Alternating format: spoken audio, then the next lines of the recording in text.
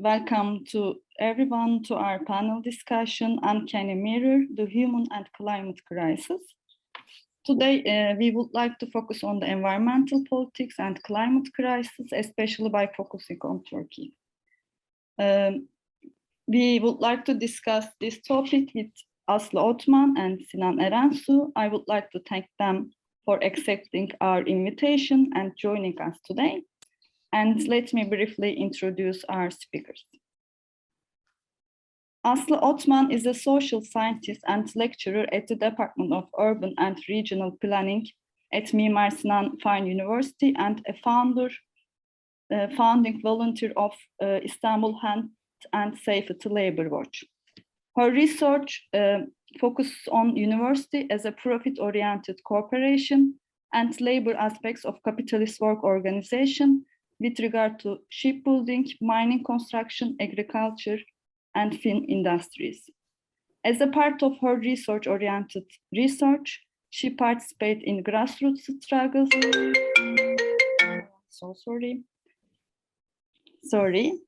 Responding to the corporate crimes and state abuse against the right to the city, environment, and public health. She also works on experimental social maps of social spatial inequality of COVID-19 pandemic. Focusing on the interconnection and communality between ecology and labor agenda, her talk will be on weaving the cycles of struggle around the work's public and environmental health. Our second speaker, Sinan Erensü, is an assistant professor of sociology at Bogazici University in Istanbul. He is an urban political ecologist working on environmental disputes, climate justice, energy democracy, social movements, and speculative urbanism. He is a former Mercator IPC fellow at the Istanbul Policy Center and one of the founders of Center for Spatial Justice, an Istanbul-based nonprofit for urban and environmental studies.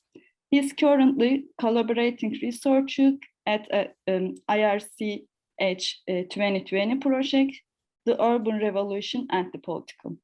His talk, titled Encountering the Climate Crisis, the Good Sense, the Common Sense, and the Ugly Sense, focusing on environmental disaster, Turkey experience in this summer, and related public, government, and academic response to this. We will start with Asli Odman's presentation.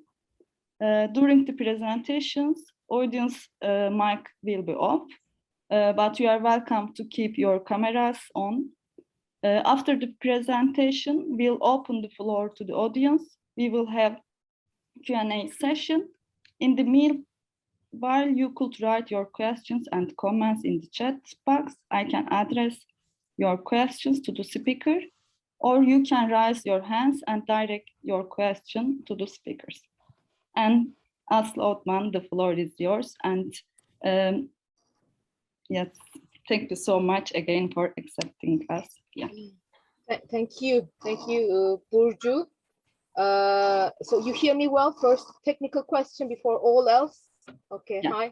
Hi from Istanbul, and sincere greetings to everybody who is out there, not here in Turkey, on which problems we're going to talk tonight. This is again a question of space and spatial distance. So I will share soon a small PowerPoint presentation who should serve as a basis for your questions, because this is a field. First, I don't feel myself very secure in. I have never really made research as Sinan Erensü did his whole intellectual life on environmental struggles. Second, I have not talked in English about this topic. My perspective is rather from the labor world, the workspaces, and the environmental problems that are arising on the workspaces, and where we can see the traces on the bodies of the workers. So I have these two difficulties that I would like to share with you from the beginning on, and I would love to hear the questions. Also taking this as a basis, as the experience basis. As Burcu has said, I'm a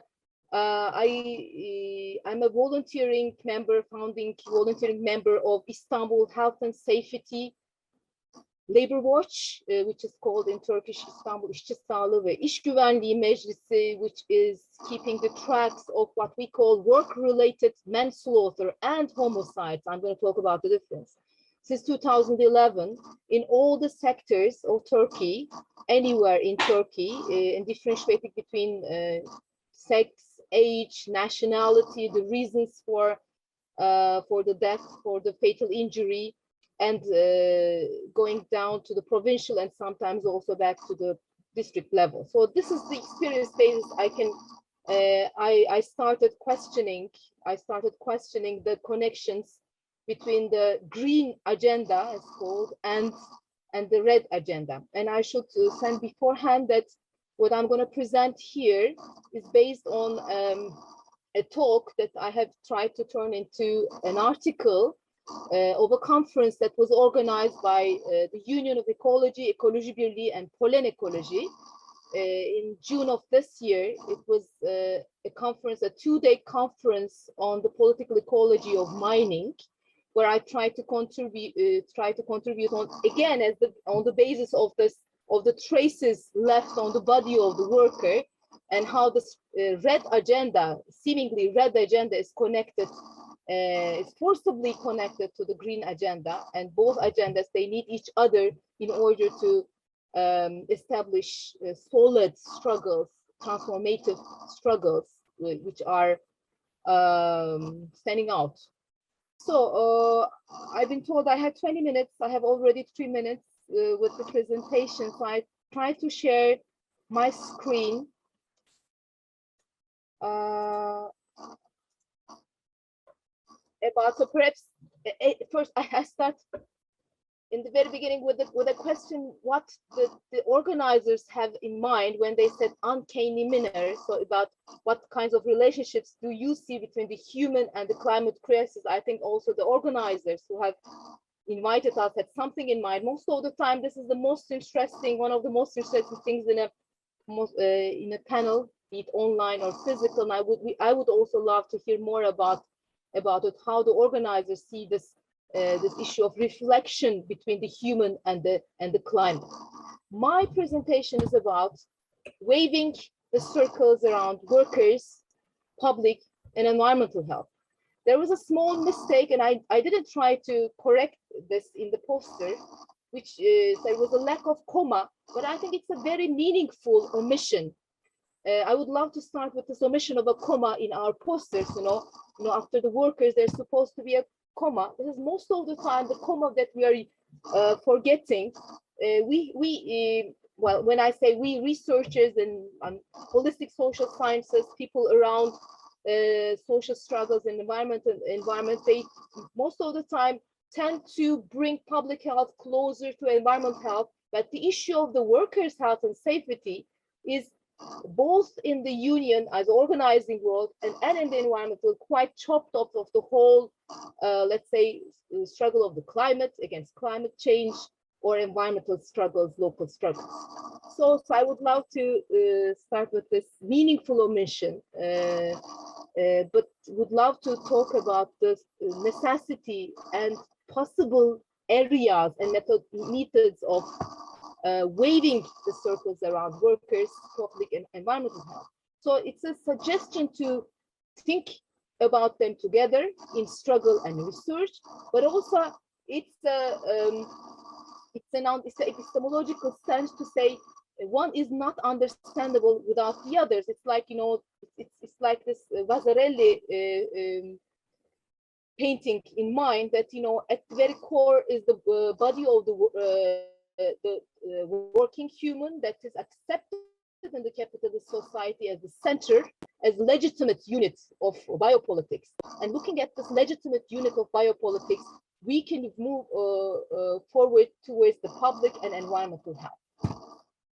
So, well, in neoclassical economics, where I come from, labor and environment are called resources, nature are called factors of production, or as also Sinan reminded us in one of his early writings, they are at the same time for us, for holistic social researchers, also the twin borders of capitalism. Labor and environment, but not any type of human and environment.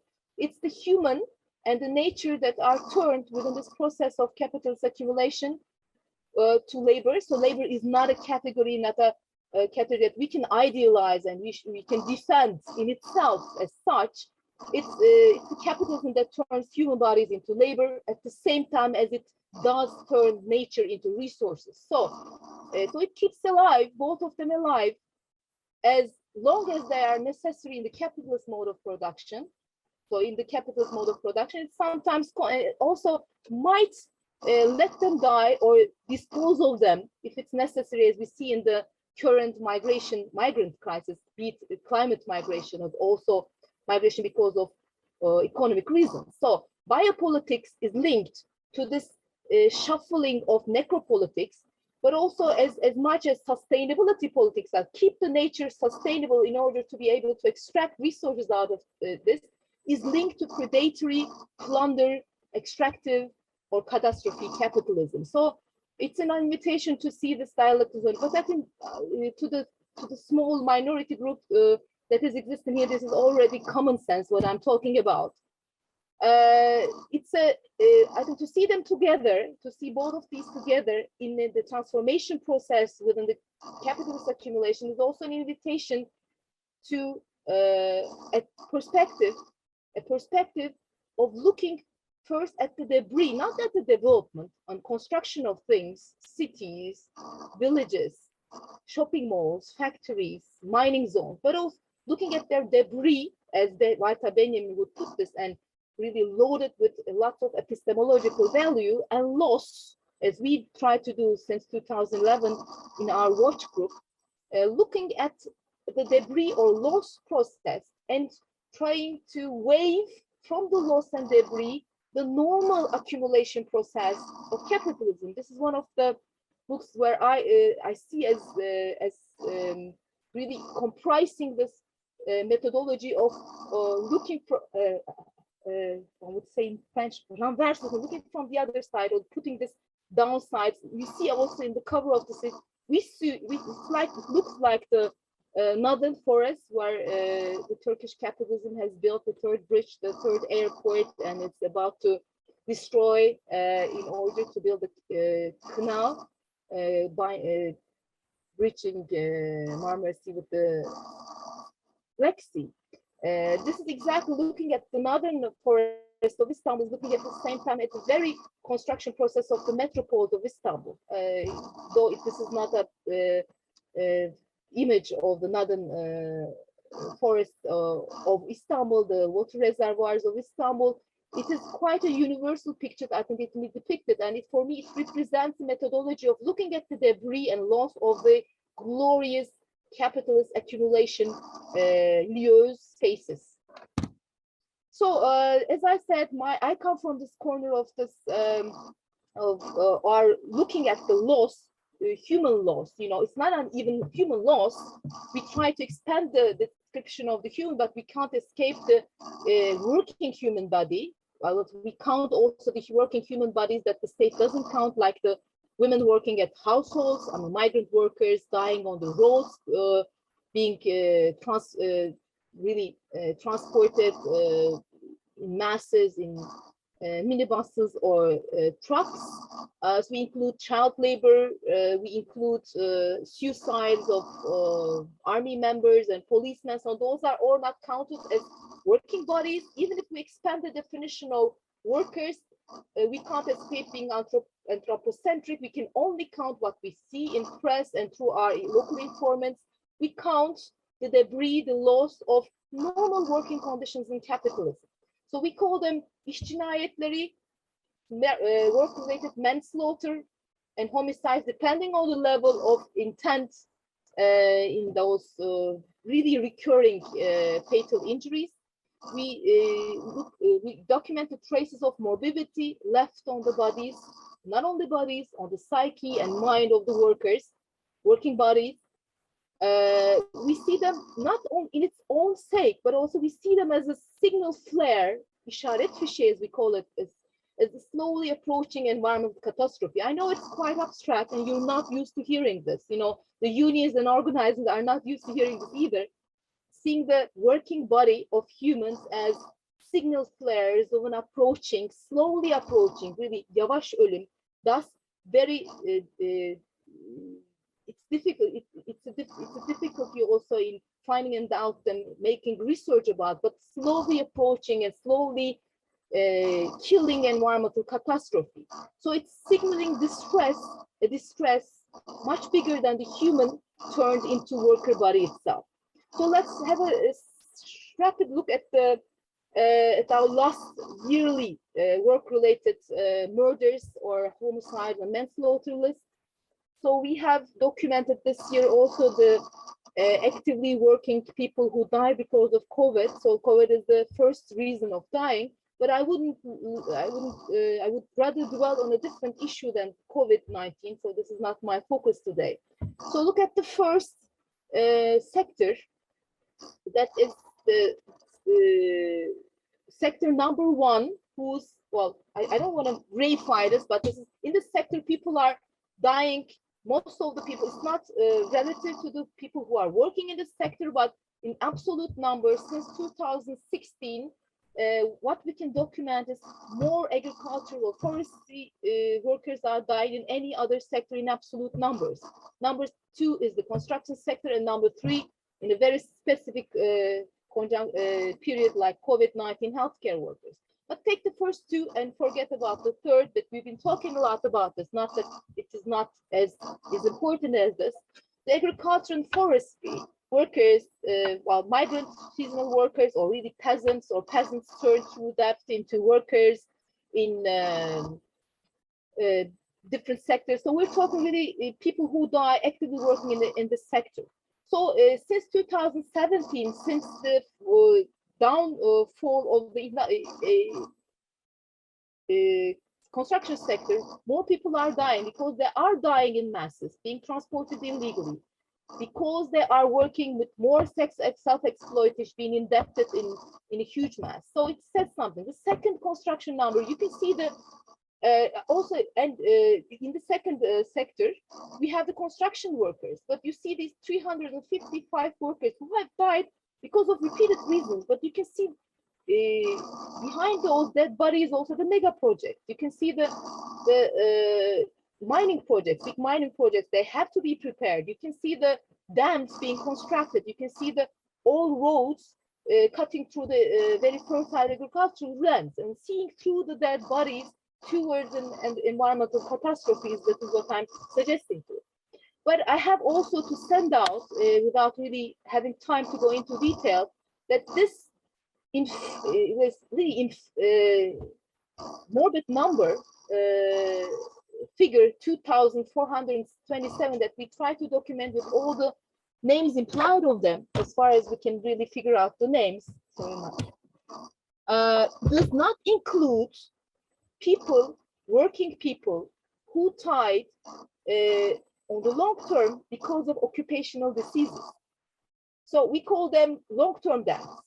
So in Turkey, the system of security, social security, has established such a system of the recognition of occupational diseases, that no occupational disease, no fatal occupational disease, but no occurring occupational disease can be recognized as such. So if a medical doctor comes, or in the workplace occupational physician says, so you're a mine worker, you have silicosis, and this is because of work, this doesn't count as one occupational disease in Turkey. They have all these workers, dead or living, they have to go through a year-long, 3, 4, 5, 10 years long recognition period, very judicialized recognition period of occupational diseases, which made that since 2013, no worker has died because of an occupational disease in Turkey. So officially, we have a Turkish miracle that no working body died because of occupational diseases. There are mine workers here. There are workers who are producing potteries. I mean, working in those metal factories. Soon we'll have nuclear power plants, but nobody is working because of occupation. This is officially, this is really what our our doctors in our watch call the Turkish miracle, because of this documentation system. So this figure 2,427, you have at least multiply by 6. You have to multiply this figure, put it short, at least by 6 in order to arrive at how much it costs to humans to keep the tracks, keep the wheels turning, as they put in during the COVID-19. So at least around 15,000 to 20,000 people die every year because of the sudden fatal injuries, what we can document because we see them in papers, someone died falling from the scaffolding, or occupational diseases, or workplace suicide, which have not been documented yet in Turkey. So it makes up, it's around 20 to 30 people, 20 to 30, this is, now I explained you why we say between 20 and 30 people die every day in Turkey because of the normal working conditions in Turkey. And there is nothing normal about this. There is nothing normal about this. And, really, this is again the signal flare. This sheer number is a signal flare about the slow killing environmental catastrophe that is approaching us. This is a beautiful cartoon I show everywhere by Kanopaki. He has made it for the Workers' Memorial Day. He says, if blood be the price of all your wealth, great God, we've paid in full. So this is the working conditions, normal working conditions approaching really war conditions. But war is a situation where state of emergency is declared. But normal capitalist working conditions, we have a normality that is totally denaturalized. And for example, worker and death-centered figures, especially occupational diseases, that are directly linked to slowly approaching environmental diseases or slowly already continuing environmental approaches, is a domain of political struggle and research agenda, totally a vacuum area. There are 2 to 3 PhD dissertations being written now. They haven't been defended now. We try to give support, research, and data support to them for the first time from a holistic social sciences. So the field of occupational diseases in the history and present as a total vacuum in research, as a research agenda, and also as you can understand, as an area of common joint political struggle, combining red and green agendas. So those figures that we keep are not there to reify in a positivistic manner to naturalize deaths and human losses.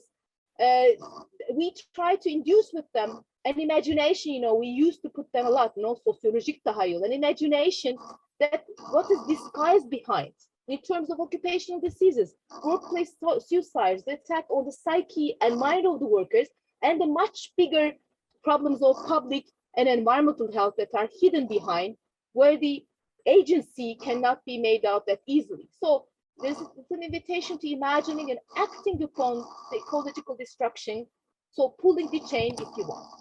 So if we talk about the chain or the world of health, there was a suggestion by the World Health Organization, 2017 it was formalized, about One Health. You can see a small chart about this. So it was right before the pandemic, World Health Organization talked about One Health. The human health is directly linked to animal and environmental health. So it's also suggesting about radicalizing the approach of One Health, and I would say also class mainstreaming the approach of One Health. So I tend to put animal health and environmental health under one umbrella of ecosystem health, and putting the public health next to workers' health and safety, and suggest you the trilogy of establishing the trilogy of health, which is the workers, public, and environmental health together. And just remember, just 4 days ago, UN Rights Council declared the access to a healthy environment as a human right, as now the fifth level of human rights. This is the 5th echelon of human rights, and this is about establishing the praxis of this human right, establishing the basis of this human right, and also naming and struggling against the actors who are making this praxis, making this right impossible, the juicings of this right impossible. So I will finish because I don't want to take more time of precious time of Sinan's talk. I just want to suggest you out of my experience in where I started again from the perspective of workspaces. I would love to suggest some areas of entanglement, which are also areas of joint struggle, but also which are areas of research agenda. Take it from the side as you wish. So there are any produced commodity in the world is part of the global commodity change, and it's more spatially connected than ever through the global history of capitalism, through cooperation. Remember that one of the, so we take the 100 biggest economies, just 2018, this is the last figure I could get, 71 of them were corporations and only 29 were them national states. Their GDPs were as big as that allowed them to enter the list of the biggest 100 economies of the world, but the 71 are corporations. This figure has never been as high in the whole throughout the whole history of the world, humanity or capitalism so far. So this is an also suggestion to establish something that is not really existing in Turkey except really the mülksüzleştirme ağları, the networks of dispossession. You all have here links that you can check afterwards. Mülksüzleştirme.org or Environmental Justice Atlas, a group of people working also making out the agency, talking about also archiving the struggles against us in connection with anywhere in the world, Environmental Justice Atlas org, and also the Turkish section. But we have a whole bunch of corporate watch about tracking the violations of consumer rights, human rights, animal rights, environmental rights in the world. You have a whole number of from UK, Hong Kong, United States. I've been watching with jealousy in the last 10 years and trying to understand how they do it technically in terms of social organization. We need to do more corporate watch. We need to do more corporate watch, not only documenting the losses and debris, but also linking them to the agencies and also linking them to the already existent legal infrastructures that we can claim, you know, really moving, energizing all these claim rights within the existing international criminal justice system and also national justice system that has to translate this international criminal justice system. So, and we can also establish as part of this an occupational diseases watch, you know, document on workspaces, chemicals that are also at one point thrown out of the water, air, and soil of the specific locality.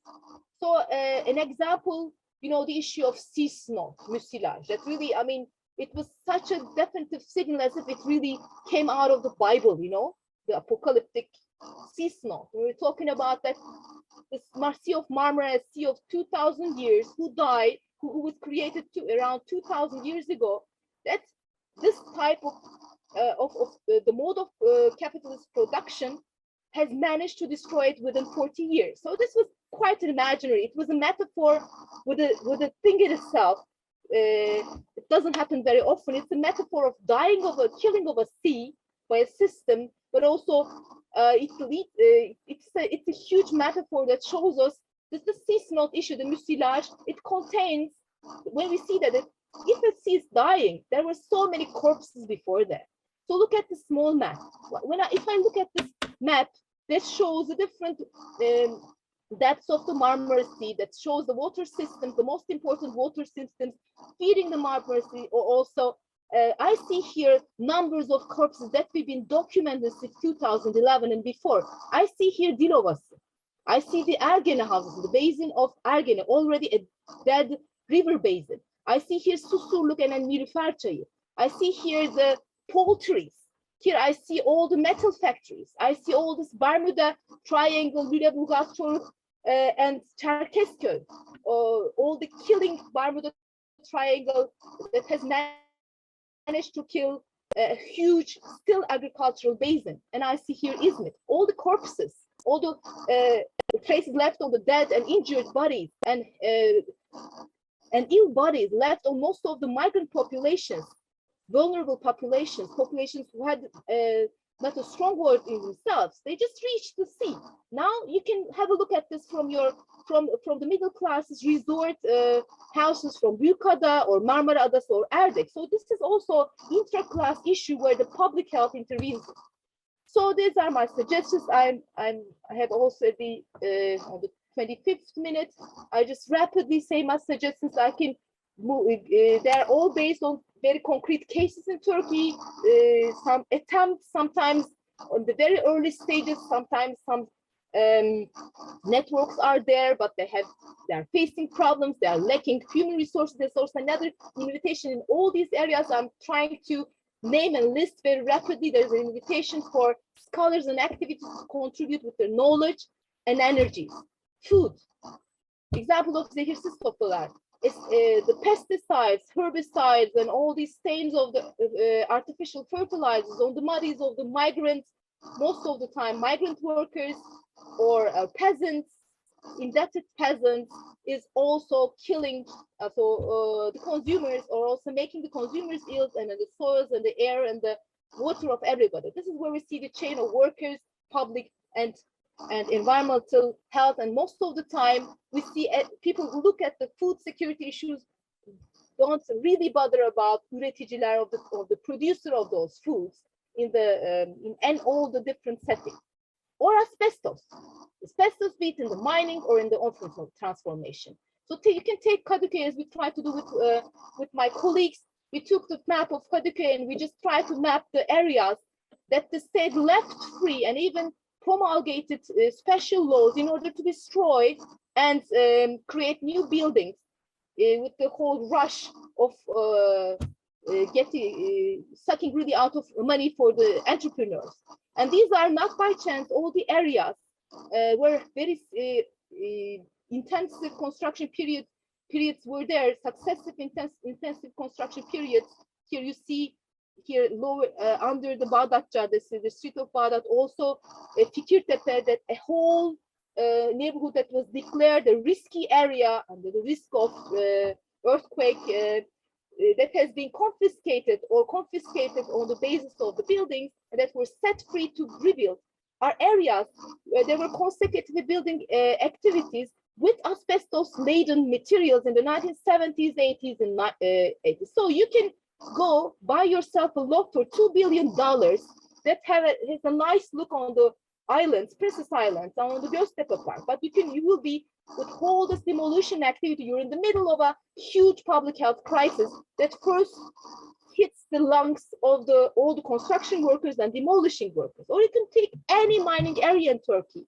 Well, dolomite, marmor, coal, boron, copper, rotten stone, gold mines. Look at the ophiolite lines, look at the map, you see where asbestos is naturally here and also very near surfaces of the soil.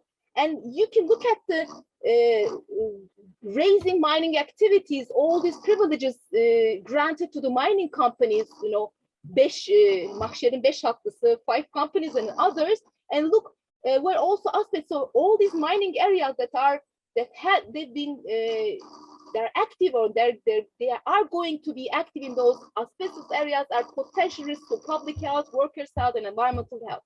We need more maps of this. There are maps of struggles and research agenda, or also ophiolite, potentially carcinogenetic ophiolites, and the rising mining activity. They are correlated, but there are correlations which are really lacking. There are minority research that are most of the time chopped off of the attention of the people who are struggling to make visible the deaths in the work in the mines, or trying to make visible the deaths of the local environmental struggle.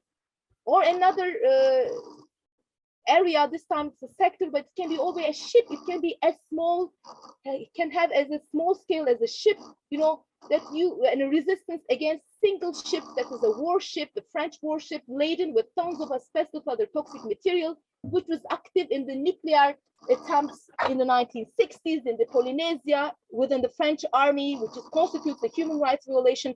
That's going to come to Aliyah and will be scraped in Aliyah. The struggle against one ship can also trigger a holistic struggle against workers' health public health and environmental health violations. Another issue we are trying to establish now is working with our colleagues in the microplastic working group and health and safety. Labor Watch is, the import of plastics from Europe of Turkey is raising because of the new regulations and the lobbying activities and developmentalist attitudes.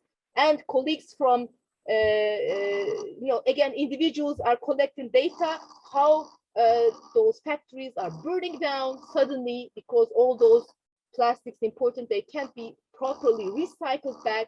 And at the same time, workers are dying, more workers are dying in those factories. So correlating again the workplace homicides with the issue of the fires and those factories and imports of plastics and the long-term consequences on microplastic, pollution of water, etc. So we need this double movement. This is my last slide of this, changing the attitude to it, labor unionism, organizing. We need more vital and holistic labor unionism instead of economic unionism. And we need class mainstreaming in environmental movements in order to wash away the whole PR, greenwashing, and corporate social responsibility attitudes of the corporations who are themselves responsible, visible as agents who kill every day 20 to 30 workers at workspaces and after their life after the workspaces in Turkey. I thank you very much. I think I tried to sum up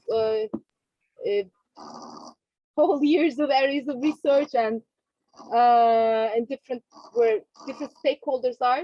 If things were not clear, I can try to clear them up in the Q&A session. Thank you very much for your patience. And I'll stop sharing. Thank you very much for this impressive and comprehensive presentation. Sinan Erensü, the floor is yours. Hello, everyone. Let me share my screen first.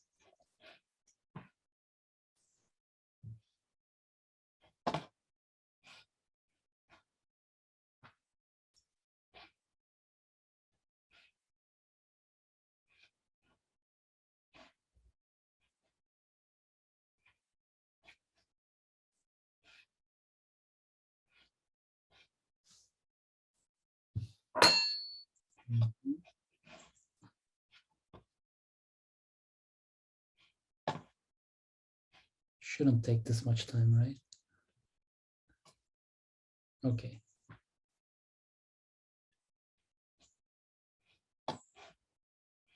What do you see?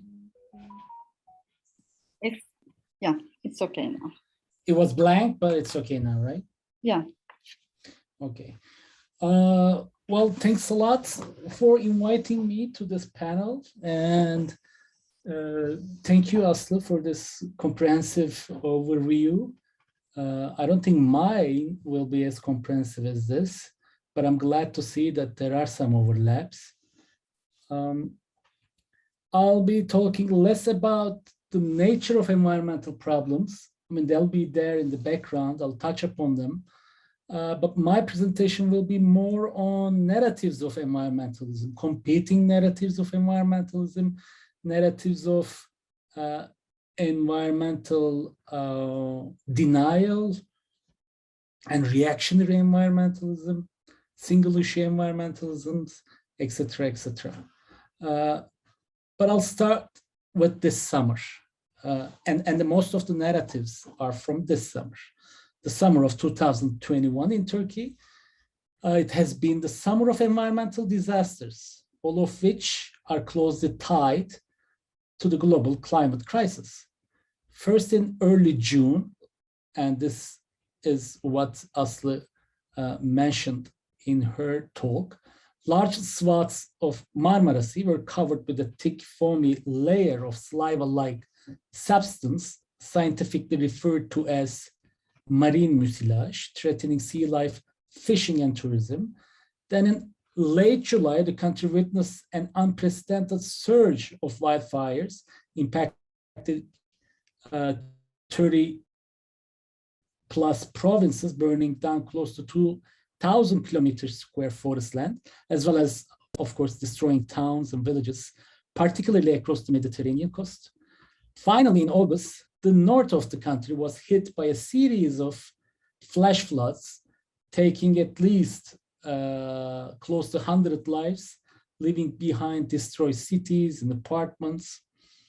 These consecutive disasters, which all dominated, by the way, the news cycle and political discussions, created an opportunity for the articulation of environmental sensibilities and imaginaries that are in the making in Turkey for a while now. The global climate crisis in particular, which has been long neglected in public discussions, as well as most visible forms of environmental mobilization, finally made it to the national scene thanks to or due to these nationwide unprecedented environmental disasters. By tracing some of these articulations on the news outlets, social media, this presentation aimed to provide an account of the current wave of popular environmentalism in Turkey, by particularly focusing on how these articulations square with the climate change or lack thereof. I discussed their transformative political potential, as well as limits, shortcomings, and the backlash they inadvertently feel. Well, to be honest, I'll be mostly focusing on environmental narratives that are incomplete, exclusionary, or reactionary, to better understand both the severity and centrality of environmental disputes in Turkey on the one hand, on the other, nature of this particular moment of environmental awakening, as well as the long road ahead for an establishment for an emancipatory, inclusive, eco-political horizons to win the hegemonic struggle in this field. This story, the story of the summer of environmental disasters in Turkey, I also believe it's not a story that is peculiar to Turkey and experienced at different scopes and intensities around the world. Not only the disasters, but the environmental narratives that are put in circulation that are sometimes overlap, sometimes disagreeing with one another. Also, caveat, this project is by no means complete or near complete at all. Well, in fact, this is an exploratory talk that I hope would benefit how I will think about going forward. So any contribution, comment, critique is most welcome. So before going into the details of each disaster and the public response that each one of them generated, let's briefly talk about the state of environmentalism in Turkey. Scholars, including myself, have long been arguing that Turkey has been going through an environmental awakening or a new wave of environmentalism at least since early 2000s. I mean, this is not the first time environmentalism is arriving at the shores of Turkey. There have been previous waves of environmentalism, but for different reasons, it is fair to describe this interest, the growing interest in environmental problems and environmental attitudes as a new emerging wave. Parallel to the governing AKP's construction and extraction-based political economy, which Asli perfectly summarized, there has been an upsurge in opposition to that. There has been an upsurge in environmental mobilization protests and grassroots organizations fighting against dump sites, energy and mining infrastructure, redevelopment of greenfield areas in the urban settings, as well as in the countryside. This new wave of environmentalism is also quite different in scope and demographic. We still lack hard data to prove the claim, but fieldworks and activist testaments suggest that the environmental movement today is much more diverse in terms of regional reach across urban-rural spectrum, or according to the different variables such as educational attainment and class. Contemporary environmentalism is much more broad in scope and reach. It included different geographies into its fold. Maybe 20 years ago, environmentalism in Turkey was limited to a small number of well-educated urban activists, mostly middle-class activists. But that picture rapidly changed in the last 10 years. You can find an environmental collective in almost any region. Villages and valleys have environmental platforms or associations named after them. People demand more news despite the rampant authoritarianism. Any news about environmental disputes, conflicts over green areas, much more easily. I mean, there are more of them, obviously, and parallel to that, they make it to the news much more frequently. And of course, in the midst of it, there is the ghost of Gezi uprising, right? As the quintessential urban environmental mobilization in which an Istanbul public park was both stage and the cause of the protests. Gezi uprising has had a lingering impact. The uprising not only demonstrated the vulnerability of the hegemony of AKP, but pointed to the counter-hegemonic horizons, including how the emergent urban environmental sensitivity gets articulated in politics. While the protests were eventually suppressed, the so-called Gezi spirit has lived on and proliferated across local mobilizations.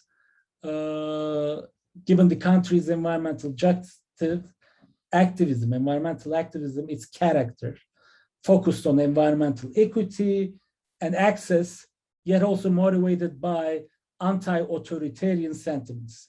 So since Gezi occupying, reclaiming, or even caring for urban green spaces and rural green spaces as well, have come to signify not only care for the environment, but also an interest in alternative spatio-political horizons, antithetical to the existing AKP order. New guerrilla gardens have popped up in few remaining vacant plots in big cities. Existing public parks came under close scrutiny, etc., etc. Growing interest in the mobilizing capacity of the emerging environmental imaginary, however, has not remained exclusive to the opposition. Rather than ignoring the environmental challenge entirely, the governing AKP and its leader, President Erdogan, choose to absorb it by utilizing a number of green strategies, ranging from greenwashing to co-optation of nature-based solutions, green gentrification to promoting alternative environmental ethics. The government sought to mold the emergent urban environmental sensitivity, this green turn, into its own image. But despite this mimicry, the environmental field remains to be polarized. The shadow of Gezi and the anti-authoritarian side of this emerging environmentalism is looming large. Also, this movement, it is characterized by a relative absence of climate crisis, with the exception of a small number of expert activists and perhaps the up-and-coming Greta generation, mostly scattered around in a number of elite schools and high schools and primary schools. So what are some of the major themes, if not climate crisis, climate justice, what are some of the major themes of this new wave of environmentalism?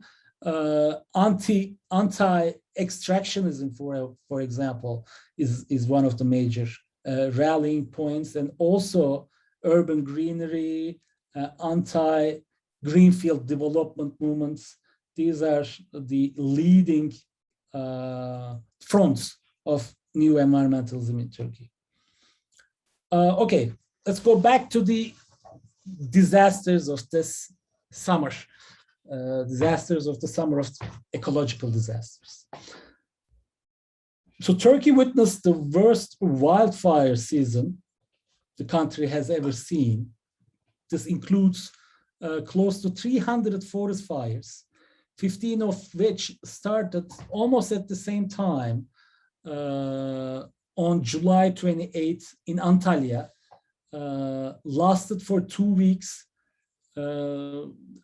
and the fires were under control only by August 12th, with the extinguishing of the last fire in Köyceğiz district of Muğla.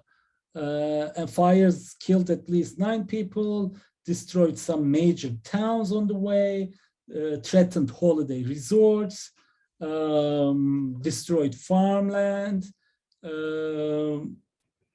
as well as large areas of forest land in the south of the country, where the holiday resorts are planning. So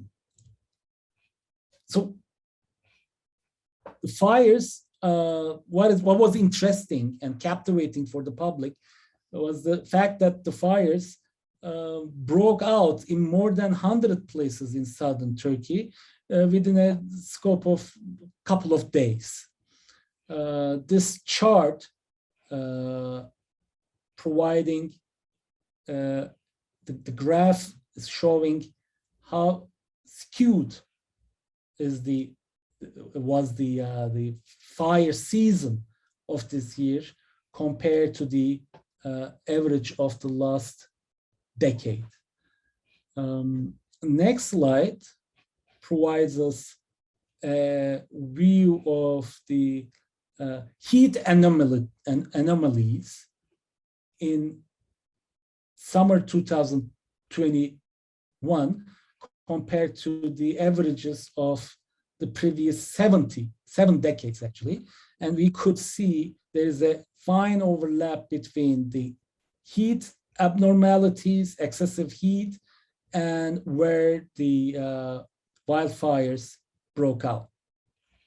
However, I mean, this is one of the, all 3 disasters are closely linked to the climate change, but perhaps this is one of the most closely linked one. I mean, to start with, there have been waves of wildfires across the world for a number of years now, and Turkish public, to a certain degree, are aware of that. And also, the southern part of Turkey experienced an extremely hot heat wave this summer. But despite that fact, the sheer or interesting or captivating, however you put it, fact that large number of fires broke out simultaneously within a small, short span of time was confusing for a lot of people. And people, including politicians, including news anchors, including commentators, including my family, question whether these wildfires were natural or man-made. Man-made, obviously not through the mechanism of climate change, but through the mechanism of arson.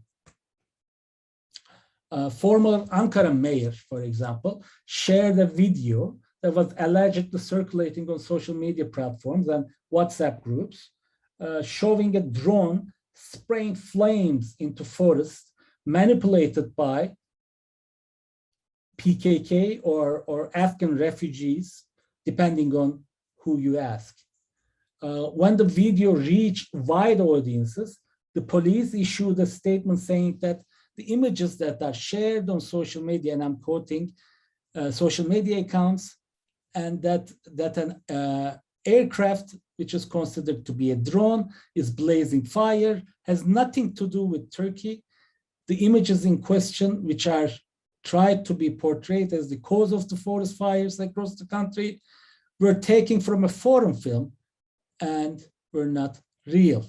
So after this explanation, several people pulled this down, including the former Washington ambassador, who helped disseminating the video. He later deleted the video and shared a statement, shared the police statement, but still said this: my other views in the post are valid regardless. Neither this state, neither our state nor this nation will forget who committed this treasonous act, and those who committed this will be punished.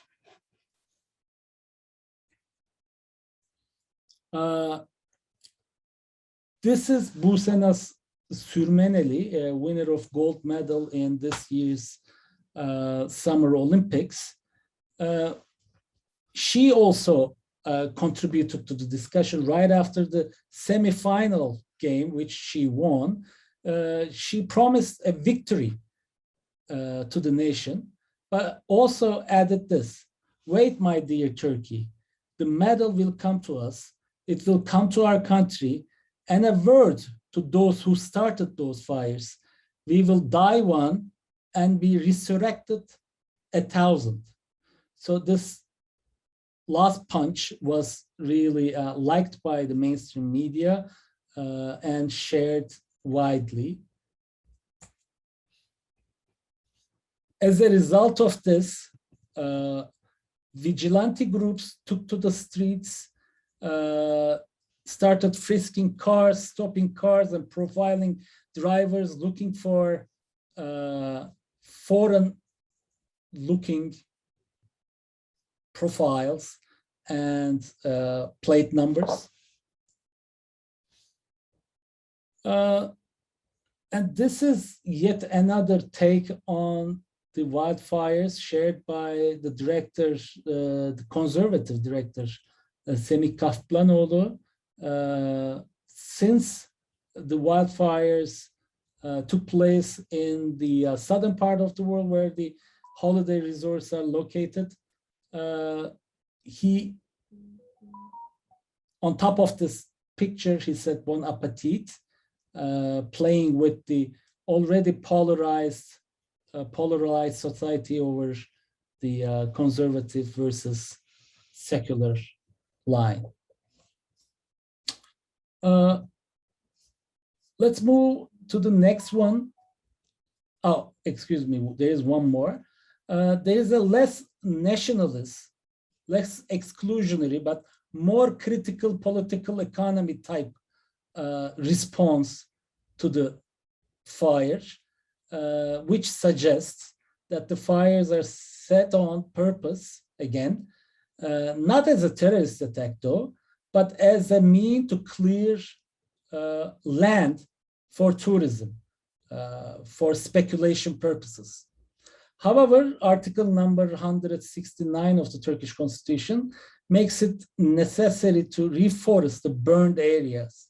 So if you really want to build a tourism resort on a forest land, there are many ways much more easier than arson.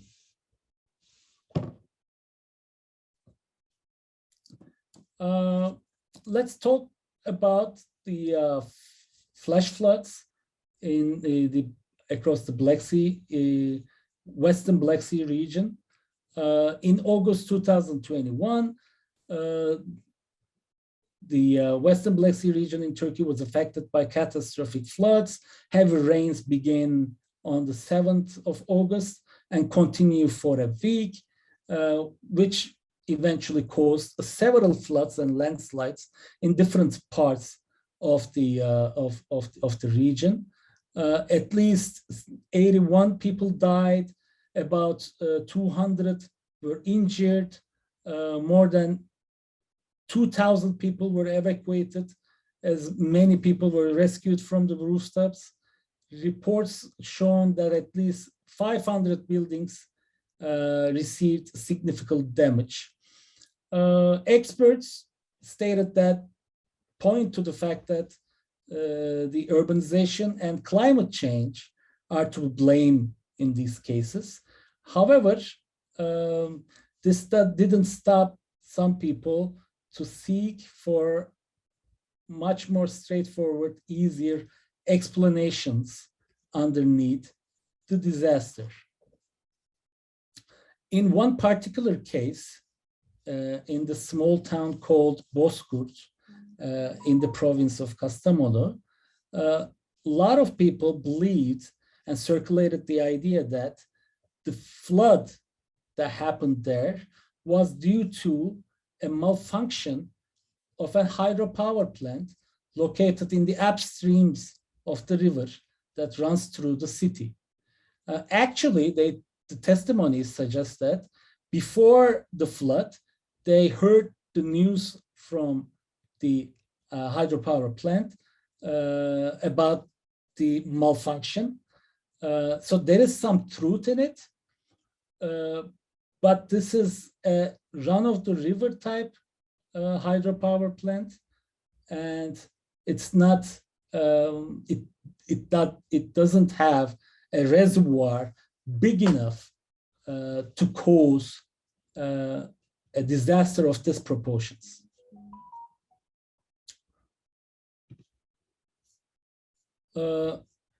Finally, let's go back to the marine mucilage case. Marine mucilage is not necessarily a foreign phenomenon to the Marmara Sea. It has been observed since early 1990s, but became more pronounced over time, increasingly so due to inadequate wastewater treatment, industrial activities, and obviously climate change, because you need three things to have mucilage: pollution, high temperatures, and relatively dormant sea conditions. Well, as a more or less closed sea, Marmara Sea is already can already be considered as a dormant sea. That's almost a given.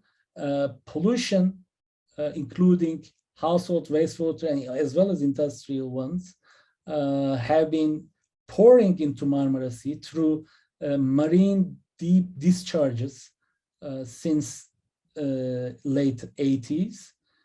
And climate change finally made it possible to use marine mucilage to cover the entirety of the Marmara Sea and stay like that for at least a month. But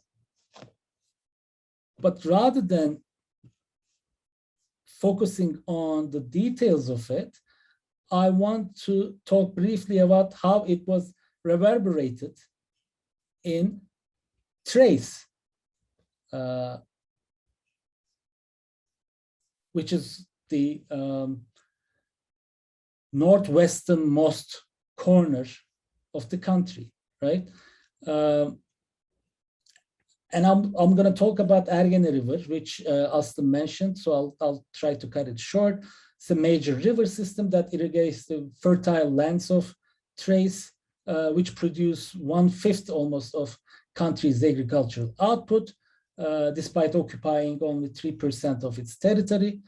Yet the Ergene River, the major river system, is super polluted thanks to the location of a major industrial zone in the upstream. Today, only 1/4 of Ergene is fresh water, and the rest is entirely fed by industrial waste. That is why a lot of activists prefer to call it Ergene Canal instead of Ergene River, because it's no longer a naturally flowing freshwater system. Fertile lands of Edirne and Kırklareli, located across the downstream, try to make use of Meriç River for a while now. However, Ergene runs across the agricultural land and sometimes overflowed, and this is preferable, particularly in the cultivation of rice, right? A few years ago, the government proposed an ambitious project to free farmer of trace from this misery. The solution was a familiar one, actually. The idea was to bypass the river through an elaborate canal system and to pump the polluted waters of Ergene into Marmara Sea through this familiar deep marine discharge system. The project is almost over. However, after the mucilage crisis, it's unlikely that it will be operational. As a part of an expedition field work with Center for Spatial Justice, 2 weeks ago, we were in Edirne and we talked to the representatives of Agricultural Association there. They were very frustrated. They didn't believe that the discharge, which would leave their fertile land pollution free, would be operational anytime soon. They told us that it seems that and I'm quoting them, seems like the environmental troubles of Istanbulites prevail over ours, as always.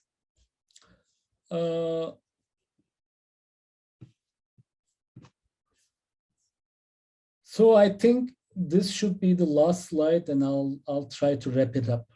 So what I have provided to you in this short presentation, in fact, a cursory, very cursory reading of the current state of public environmental discussions in Turkey, with a particular focus on why it is difficult to talk about climate crisis, even in the context of most pertinent ecological disasters.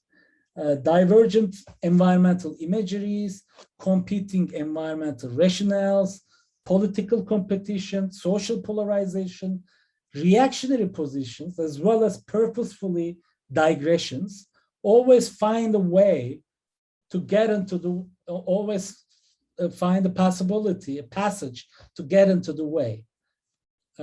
Some of these interrupting narratives, such as the single cause environmentalism in the case of the flash floods in Bozkurt, or anti-greenfield development environmentalism, those who are afraid those wildfires are there for a reason to clear land for tourism, touristic purposes, or to build holiday resorts, are relatively benign and akin to what Antonio Gramsci would call common sense, taking for granted everyday facts and beliefs rooted in experience, folklore, or collective reasoning, mixed with falsehoods, hearsay, and dogma to a certain degree.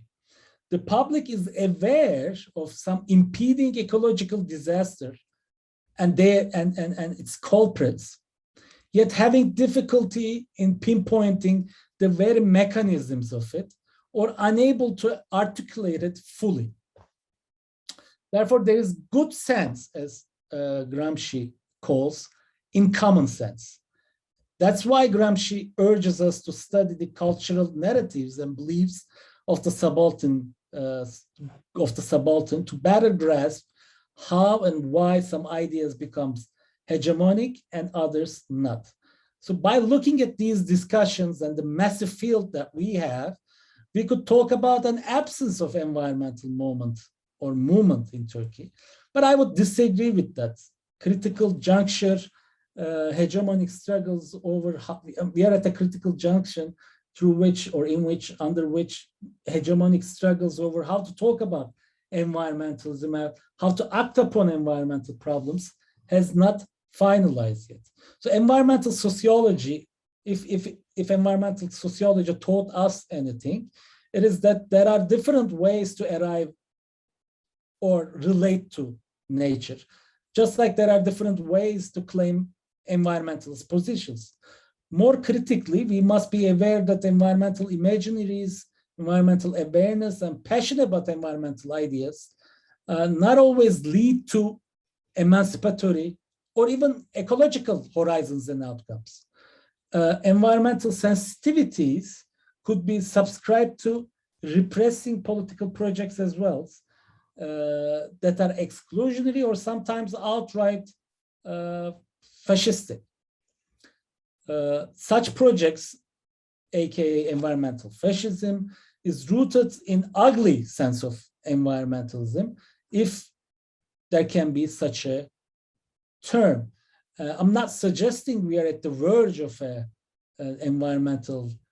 rise of environmental fascism, but that's one of the possibilities, as these diverging or overlapping environmental imaginaries about the recent wave of ecological disasters illustrate. I'm going to stop here. Thank you for listening. Looking forward to your questions.